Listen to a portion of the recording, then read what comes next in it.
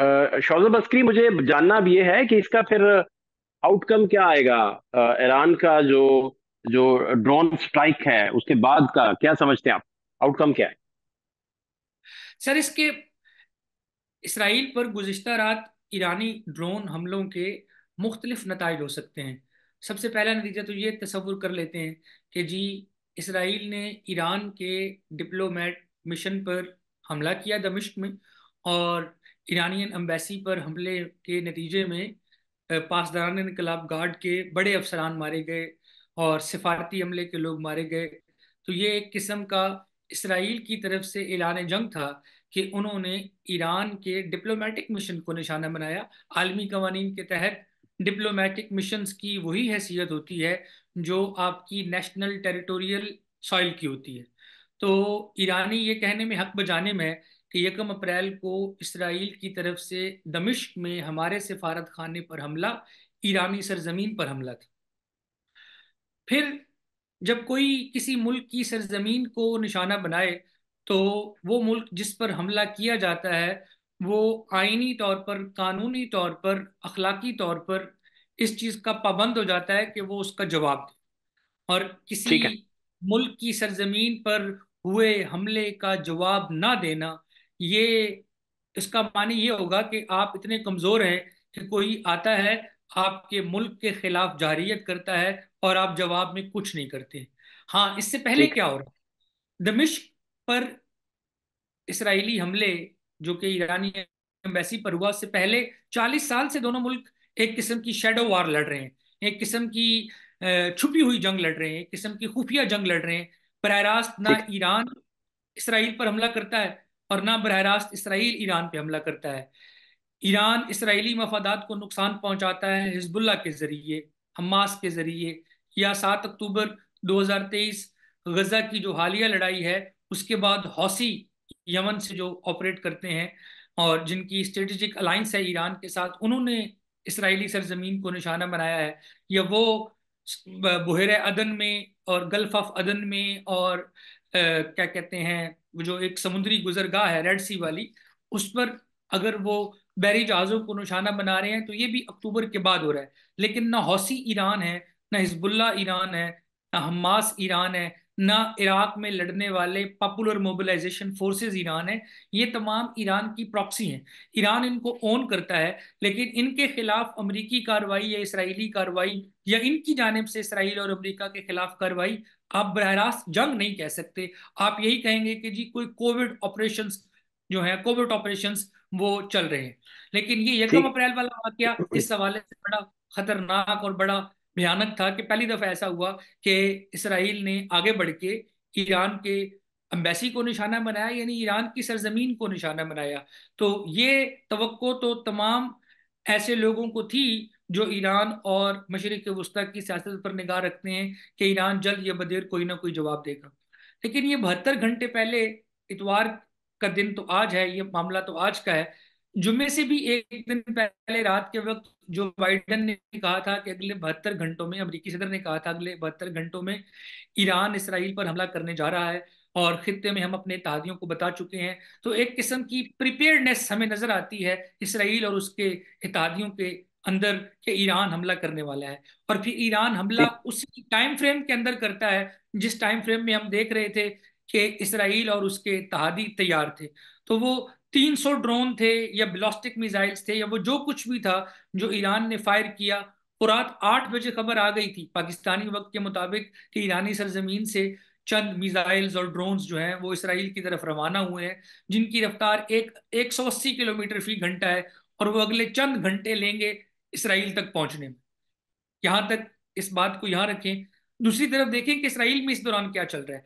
Israel एक ऐसा मुल्क है जो टेक्नोलॉजिकली बहुत एडवांस्ड है, जो अपने दिफा पर बहुत ज्यादा तवज्जो देते हैं, और उनकी तवज्जो का ज्यादातर मरकजा रुख जो है वो इस तरफ है कि वो टेक्नोलॉजी के जरिए अपने दिफा पर काम करते हैं। उनकी पूरी कोशिश ठीक। होती है कि उनके दुश्मनों की तरफ से आने वाला कोई भी हमला वो इसराइली सरजमीन तक ना पहुंचे, बल्कि उसको रस्ते में ही तबाह कर लिया जाए। तो वो चंद घंटे, जिन चंद घंटों में ईरानी ड्रोन फजा में थे, हमें इल्म हो चुका था कि फ्रांस की एयरफोर्स भी उनको इंटरसेप्ट करके तबाह करना चाह रही है, बरतानवी हम्म। एयरफोर्स भी इस ईरानी हमले के खिलाफ जो है वो अमल में आ चुकी है। उर्दन की एयरफोर्स ईरान के ड्रोन्स और मिसाइल्स के बारे में ये कह चुकी है कि अगर वो हमारी सरजमीन से होकर, हमारी फजा से होकर इसराइल की तरफ जाएंगे तो हम रास्ते में ही उनको गिरा देंगे।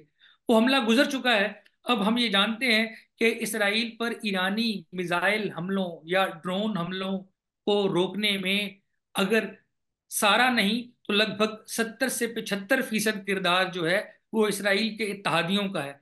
और आधे से ठीक है। ज्यादा ये मैं और मैं मिसाइल्स अब जो ये है जानना वो मैं इराक और कहूँ। शाम और उर्दन की फजा में ही तबाह कर दिए गए। यानी हम्म, ईरानी हमला हमला जरूर हुआ, लेकिन क्या वो हमला किसी माली या जानी नुकसान का बायस बना है? नहीं, ऐसा नहीं हुआ। अब आपका सवाल आ गया, इस सारे पेश मंजर में आपका सवाल यह है कि आगे क्या होने जा रहा है। तो सबसे नहीं, पहले मैं तो मैं ये ये जानना कह चाह रहा रहा हूं हूँ। कि अमेरिका। मैं इस पे मुझे मैं अब ये जानना चाह रहा हूँ कि इस हमले को लेकर ईरान, उसका क्योंकि सॉवरन एक मुल्क ने, एक खुद मुख्तार रियासत ने हमला चूंकि किया, तो इसको लेकर ये कितना डैमेजिंग है इसराइल के लिए, पहले इस पे बात करते हैं, बाद में बाकी चीजें कुछ मुझे और पूछनी है आपसे। बिल्कुल ठीक। आलमी तल्लुकात में एक चीज होती है डेटरेंस, उर्दू में से कहेंगे खौफ, डर। दो जी। दुश्मन मुल्कों को जो चीज आपस में बरह रास्त लड़ाई से बाज रखती है वो बैलेंस ऑफ पावर या बैलेंस ऑफ डेटरेंस है। मसलन ये कि ठीक। पाकिस्तान इंडिया पर हमला नहीं करता इस खौफ से कि इंडिया जवाब में एटमी हमला करेगा। इंडिया पाकिस्तान ठीक। पर हमला नहीं करता इस खौफ से कि पाकिस्तान जवाब में एटमी हमला करेगा। तो ये जो दोनों ठीक। ममालिक के दरमियान खौफ है एक दूसरे के खिलाफ लड़ने का, इसे डेटरेंस का नाम दिया जाता है। हमने देखा है कि इसराइल पर 1973 के बाद पहली दफा ऐसा हुआ है कि किसी सॉवरन स्टेट की तरफ से मिसाइल्स फायर किए गए हैं, अटैक किया गया है। तो डेटरेंस डैमेज हुई है इसराइल के लिए। लेकिन वो आज का वाकया है। आज से 12-13 दिन पहले 1 अप्रैल 2024 को दमिश्क में ईरानी सिफारत खाने पर इसराइली हमला 1988 के बाद पहली दफा था कि किसी सॉवरन कंट्री ने, जिसे ईरान अपना दुश्मन तस्वुर करता है, वो अमेरिका नहीं बल्कि हम्म, इसराइल, जिसने उसकी एम्बेसी को निशाना बनाया। तो पहले डेटरेंस को ब्रीच करने का अमल ईरान ने नहीं बल्कि इसराइल ने सर अंजाम दिया था। सही नहीं। ईरानी ठीक। रियासत के पास और कोई चारा नहीं था सिवाय इसके कि वो जवाब देते। दोनों मुल्क एक दूसरे की डेटरेंस को चेक कर चुके हैं। दोनों ये बात समझ चुके हैं कि अगर इसराइल ईरान पर हमला करेगा, वो चाहे ईरान का सिफारत खाना हो या मेनलैंड ईरान, ईरान रिएक्ट करेगा। और इस तरह रिएक्ट करेगा कि वो जवाब में फुल फ्लेज वार का ऐलान करेंगे। रात जो ईरान की तरफ से किया गया वो जंगी इकदाम था। अब चूंकि ये जंग दो बरह रास्त सरहद पर मौजूद फौजों के दरमियान नहीं हो रही, ये जंग मिसाइलों के जरिए और हवाई जहाजों के जरिए सरअंजाम दी जा रही है। तो अब हम कह सकते हैं कि ये मैच अभी तक एक एक गोल से बराबर है। आलमी दुनिया अच्छा। सुपर पावर्स ठीक है। के सारे मामले में जंप इन करना चाहिए और वो कर रहे हैं। अमेरिका ने और रूस ने और चीन ने दोनों मुल्कों से कहा है कि अब वो तहम्मुल का मुजाहरा करें। यूनाइटेड नेशंस की तरफ से भी बयान आया है कि मजीद कार्रवाई, मजीद लड़ाई, बड़ी जंग का पेश खैमा हो ठीक है। सकती है, अब मुझे एक ये ऐसी समझ जंग। मैं समझ गया। जी ठीक है। मुझे अब ये समझना है कि नतनयाहू जो हैं वो बड़े वीक थे, तो ये सारा सिलसिला जब शुरू हो गया तो वो मजबूत हो गए। अब दोबारा से वो वीक थे काफी, और अपने इत्तेहादी उनको समझा रहे थे कि रिफा की तरफ ना जाएं, हम्म। जहां पनाह गुज़ीर बाकी हैं कोई 15 लाख से जायद जी। पैलेस्टाइन के। जी। तो इसके बाद अ, ये ईरान ने जो अमल किया, रद्द अमल के तौर पर, बेसिकली तो अमल तो इसराइल का था। तो इसके बाद वो फिर आप फ्यूचर उसका क्या देख रहे हैं, पैलेस्टाइन का फ्यूचर, फिर वहां के जितने भी लोग हैं, पहले इतनी जुल्म बर्बरियत के बाद अब वहां क्या क्या क्या फ्यूचर आप देख रहे सर, हमें इस सवाल का जवाब देने से पहले एक पस मंजर को देखना होगा। वो पस मंजर 7 अक्टूबर से पहले का है। हम देख रहे हैं कि इब्राहिम मुआहदे के तहत मशरिक वस्ता के मुस्लिम ममालिक, जो एक तारीख है इसराइल से मुखालफत की, वो अमरीकी प्रेशर और अपने ज़ाती इंटरेस्ट की बुनियाद पर इसराइल को तस्लीम करते जा रहे हैं और फ़लस्तीनियों को सेट असाइड कर रहे हैं। हैं। हमास ने जो हमला किया है उसने इस सारी बहस को एक लम्हे के लिए खत्म कर दिया है कि मुस्लिम ममालिक मशरिक वस्ता के खासतौर पर सऊदी अरेबिया इसराइल को तस्लीम करेगा इस हालत में कि फलस्तीन इसराइल के जेर कब्जा रहेगा। नहीं, सऊदी अरब ने ऐलान कर दिया है, जो ऐलान 7 अक्टूबर से पहले नजर नहीं आया, या उनकी बॉडी लैंग्वेज ये बता रही थी कि वो कोई ऐसा ऐलान नहीं करने जा रहे, बल्कि वो फलस्तीनियों को नजरअंदाज करके इसराइल की रियासत को तस्लीम करने जा रहे हैं। तो पहली स्ट्रेटेजिक कामयाबी हमास की तरफ से इसराइल के खिलाफ हमले के नतीजे में जो उन्होंने हासिल की, वो ये कि वो हम्म। इसराइल को सफारती सतह पर जो तस्लीम करने की एक मुहिम चल रही थी मुस्लिम ममालिक में, वो दम तोड़ गई। हम्म। जहां तक ये बात है कि क्या रफा में अब नेतन्याहू हमला करेंगे, जी, रफा में नेतन्याहू हमला करने का ऐलान इसराइल और ईरान के दरमियान जो हालिया तनाज़ा है उससे बहुत पहले से कर चुके हैं, और इसकी अपोजिशन हम यूरोप की तरफ से और अमेरिका की तरफ से मुसलसल देख रहे हैं। तो क्या ईरान और इसराइल के दरमियान जो कल तनाज़ा या जो पिछले 12 दिनों का तनाज़ा है वो फ़लस्तीन के कज़िये पर असरअंदाज होगा? मेरा नहीं ख्याल। मेरा ये ख्याल है कि फ़लस्तीन का मामला एक बिल्कुल ही मुख्तलिफ मामला है, और ईरानी रिएक्शन भी फ़लस्तीन के तनाज़े के पस मंज़र में नहीं है। ईरान का रिएक्शन दमिश्क में ईरानी एम्बेसी के पर इसराइल के हमले का जवाब है। तो इन दोनों मामलात को मिलाकर नहीं देखना चाहिए। लेकिन वो बेसिकली तो वही अप्रॉक्सीज का ही जवाब है जो ईरान की तरफ से जल रही है उधर। बेसिकली तो उसी का जवाब है ना, लेकिन डायरेक्ट हो गया एक एक खुद ईरान, मुख्तार रियासत के ऊपर। जी। मैं अपनी जाती हैसियत में, आलमी तल्लुकात का तालिब इल्म होने की हैसियत से, ये नहीं कहूंगा कि हमास फलस्तीन में ईरानी प्रॉक्सी है। नहीं, हरकतुल मकामतुल इस्लामिया गजा में और मगरबी किनारे में इंडिजिनस मकामी फलस्तीनी तंजीम है, जिसको शेख अहमद यासीन ने बनाया, और उनके हम्म। बनाने के पीछे ईरानी मफादात नहीं, बल्कि फलस्तीनियों का हक खुद इरादियत, जद्दोजहद आज़ादी और फलस्तीनी रियासत के क्याम, इस का ख्वाब हमास की वजह तस्मिया है। दूसरी तरफ हिजबुल्ला है। हिजबुल्ला को बनाने में और सपोर्ट करने में जरूर ईरान का हाथ होगा, लेकिन क्या हिजबुल्ला ईरान की बी टीम है? नहीं, मेरा नहीं ख्याल। हमें हिजबुल्ला की तमाम तर कार्रवाइयों का जो जमीनी मरकजा है वो जनूबी लेबनान के अलावा और कहीं नजर नहीं आता। तो हिजबुल्ला इंडिजिनस तो है। फिर इसमें सवाल ये है, जोसेफ साहब, इसमें सवाल ये है कि फिर दमिश्क में अटैक करने की इसराइल ने क्यों जरूरत महसूस उस वक्त की, और वो डायरेक्ट क्यों हो गया ईरान के साथ? ऐसी क्या वजह थी, ऐसा क्या कॉन्फ्लिक्ट था फिर? इसराइल हर उस मुल्क को अपना दुश्मन तस्वुर करता है जो उसकी सरहदों के ऊपर हथियार लेकर खड़ा हुआ है। तो इसराइल की ट्रू। सरहदें एक तो तयशुदा नहीं है। तो इसराइल की सरहदें जहां भी हैं, वहां एक तरफ फलस्तीनी है जो इसराइली रियासत के खिलाफ लड़ाई को, जद्दोजहद को, एहतजाज को, हक खुद इरादियत की मांग को अपना जायज और आईनी हक मानते हैं। दूसरी तरफ शाम है, जिसकी गोलान की पहाड़ियां इसराइल के कब्जे में है, और आलमी दुनिया और आलमी कानून इसराइली कब्जे को जायज नहीं मानता। ये तो अभी 2-4 साल पहले ट्रंप के जमाने में अमेरिका ने गोलान की पहाड़ियों पर इसराइली हक को तस्लीम किया है, यूरोप ने आज तक नहीं किया, यूनाइटेड नेशंस ने आज तक नहीं किया। तीसरा है लबनान। लबनान में लबनान की फौज इसराइल के साथ बॉर्डर शेयर नहीं करती, बल्कि हिजबुल्ला जो फौज से बालातर एक फौज की हैसियत में लबनान में मौजूद है, वो इसराइल के साथ बॉर्डर शेयर करते हैं। ये तीनों गिरोह, फलस्तीनी, शामी और लबनानी, इसराइलियों के नजदीक उनके दुश्मन है। हम देखते हैं कि खित्ते में वाहिद ईरान एक ऐसा मुल्क है जो इन तमाम तीनों पार्टीज को हर तरह की सिफारती, फौजी, माली, जो भी मदद उनको होती है जरूरत, जी, स्पोर्ट मतलब ठीक ठीक। ईरान ने बशार उल असद की सपोर्ट के लिए फौज भेजी है, हिजबुल्ला ने बशार उल असद की सपोर्ट के लिए फौज भेजी है। अब अगर आप इसको सुन्नी और शिया की ऐनक लगाकर देखेंगे तो आप इस मामले में उलझ जाएंगे। इसे खालिस्तान सियासी और इलाकाई तनाज़े के मामले में अगर आप देखेंगे तो आप समझ सकते हैं कि ईरान के नज़दीक सुन्नी हमास और शिया हिजबुल्ला दोनों एक जैसे दुश्मन है, और ईरान जो हमास और हिजबुल्ला दोनों को सपोर्ट करता है, वो उनको सुन्नी या शिया समझकर नहीं, बल्कि वो उनकी जायज़ जो हम्म। जद्दोजहद है उसको सपोर्ट करता है। तो तनाजा तो इसराइल और ईरान के दरमियान है इस बात को लेकर कि इसराइल की सरहदें गैर महफूज हैं। वो जिन तीन पार्टीज से गैर महफूज हैं, उन तीनों पार्टीज का पैटर्न, उनका गुरु, उनको सहारा देने वाले मुल्क का नाम ईरान है।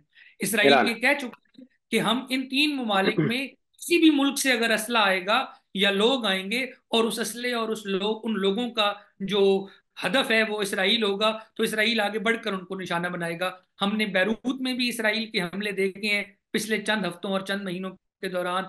हमने दमिश्क में भी इसराइल के हमले दिमिश्क देखे में भी। हैं। और पिछले 10-12 सालों से, जब से बशार अल असद की लड़ाई चल रही है, शाम की दाखिली लड़ाई, उसमें इसराइल हमेशा ईरानी तंसीबात को, ईरानी मफादात को ये कहकर हिट करता रहा है कि ये असल में इसराइल के खिलाफ मौजूद है और इसराइल अपनी सरहदों पर अपने दुश्मनों को बर्दाश्त नहीं करेगा। तो इसराइल का ईरानी एम्बेसी पर हमला करना, इस बात का ये उनकी हमास के खिलाफ लड़ाई का एक हिस्सा है, ये उनकी हिजबुल्लाह के खिलाफ लड़ाई का एक हिस्सा है, ये उनकी फलस्तीनियों के खिलाफ लड़ाई का एक हिस्सा है, ये उनकी शामियों के खिलाफ लड़ाई का एक हिस्सा है। हर वो मुल्क जो मशरिक वस्ता में इसराइल के खिलाफ तनाजे में हथियार भेजे, बंदे भेजे, तो जाहिर है इसराइल उसको अपना दुश्मन ही मानेगा। जैसे ईरान ने रात को कहा है कि जिस भी मुल्क की सरजमीन इस्तेमाल हुई ईरान के खिलाफ हमला करने के लिए इसराइल या अमेरिका की तरफ से, ईरान उस मुल्क को भी अपना दुश्मन तस्वुर करेगा। तो तो अच्छा, इसराइली ये शौकत साहब, इसराइली हमले की ये मामला, जस्टिफिकेशन मौजूद। ठीक, ये मामला आपको, आप जैसे बहुत सारे लोग कल जिक्र कर रहे थे कि वर्ल्ड वार की तरफ लेके जा सकता है, धकेल सकता है, तो इस तरह के आप भी समझते हैं, यही फीलिंग है आपकी, या आप कुछ डिफरेंट राय इस पे रखते हैं अपनी? सर मैं इस मामले में, एक इंटरनेशनल रिलेशंस के प्रोफेसर हैं जे जे महेश, बड़े मशहूर हैं वो, मतलब हमारे सब्जेक्ट के गुरु करार पाए जाते हैं। वो कहते हैं हमेशा रैशनैलिटी प्रिवेल करेगी, यानी अकल, दानिश, मंतिक जो है वो जीतेगी, जज्बात, गुस्से, अना ये हारती है। तो ये तनाजा चूंकि दो हम्म। मर्दों या दो खानदानों के दरमियान तो है नहीं, ये तनाजे हैं आलमी सियासत के। आलमी सियासत में गुस्सा, जज्बात, मोहब्बत, दोस्ती, वादे, ये चीजें कहीं एग्जिस्ट नहीं कर रही होती। वहां जो एक चीज मुस्तकिल होती है वो होता है कौमी मफाद। और किसी भी रियासत का पहला कौमी मफाद ये है कि वो रियासत कायम रहे। हम्म। सईद अली खामनाई के क्रेडिट पर 88 से लेकर 2024, एक दिन पहले तक, ये बात थी कि अली खामनाई ईरान के सुप्रीम कमांडर हैं जिनके अहद में ईरान पर किसी मुल्क ने हमला नहीं किया। वो तो टूट गया ना पिछले महीने, इस महीने के आगाज में। तो ईरान जी। ईरान के लिए बहुत बुरी बात ये थी कि ईरानी एम्बेसी पर हमला हुआ। कोवर्ट ऑपरेशंस चल रहे हैं, वो ईरान भी कर रहा है, इसराइल भी कर रहा है, लेकिन यूं वो और बरह बात है, हमला, बरह बरह रास्त नहीं, हमला ठीक। और हम्म। बात थी। तो हम्म। मेरा नहीं ख्याल कि इसराइल, ईरान, अमेरिका, बरतानिया, फ्रांस, यूरोपियन यूनियन और खास तौर पर चाइना, जो कि अब इंटरनेशनली एरिना में ग्लोबल प्लेयर है, एक सुपर पावर कंसिडर होता है, चाइनीज इन्वेस्टमेंट है बहुत ज्यादा ईरान में। और ये जिसको हम सी पैक कहते हैं, जो लार्जर BRI प्रोजेक्ट का हिस्सा है, उस BRI प्रोजेक्ट के तहत China is going to invest $250 billion in Iran. और हम्म। चाइना कभी मतलब एक दुकानदार कब बर्दाश्त करता है कि उसके ग्राहक को इतना नुकसान पहुंचाया जाए कि वो मर जाए या उसकी दुकान से खरीदारी करने के लायक ना रहे। तो चाइना कभी नहीं हम्म। चाहेगा कि यूरोप, अमेरिका या इसराइल ईरान के खिलाफ कोई ऐसा हमला करें जिस हमले के नतीजे में ईरानी रियासत या ईरानी निज़ाम हुकूमत खतरे में पड़े। तो मेरा नहीं ख्याल कि कोई तीसरी आलमी जंग खुदा न खास्ता छिड़ने वाली है। ना ही मेरा ये ख्याल है कि ये जो हालिया तनाज़ा इसराइल और ईरान के दरमियान, जो कि बहुत खतरनाक है, बहुत खतरनाक है, ठीक है। इसमें तमाम ठीक है। इम्कान हैं कि ये जंग की तरफ जा सके।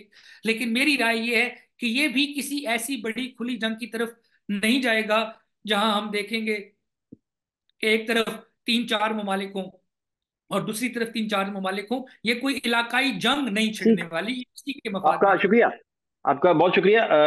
आने वाले कुछ दिनों में, कल की नशिस्त में भी इंशाल्लाह आपसे मजीद इसी टॉपिक पे हम इसी को कंटिन्यू करेंगे। जो शोज़ब अस्करी हैं, मशरक़ वस्ता पर इनकी कमांड है प्रॉपर। और सबसे बढ़कर मैं जब इनसे गुफ्तगू भी कर रहा था तो इन्होंने जो कैलकुलेशंस की हुई हैं, जो फील है इनकी इंटरनेशनल रिलेशंस को लेकर, उसमें बिल्कुल जज्बातीपन किसी भी तरह का बिल्कुल कोई नहीं है। और जिस तरह से इन्होंने कैलकुलेट करके चीज़ों को रखा हुआ है, वो बड़ा काबिल सताइश भी है। आप हेड ऑफ डिपार्टमेंट भी हैं एक बड़ी प्रोमिनेंट यूनिवर्सिटी के। शोज़ब, आपका बहुत शुक्रिया।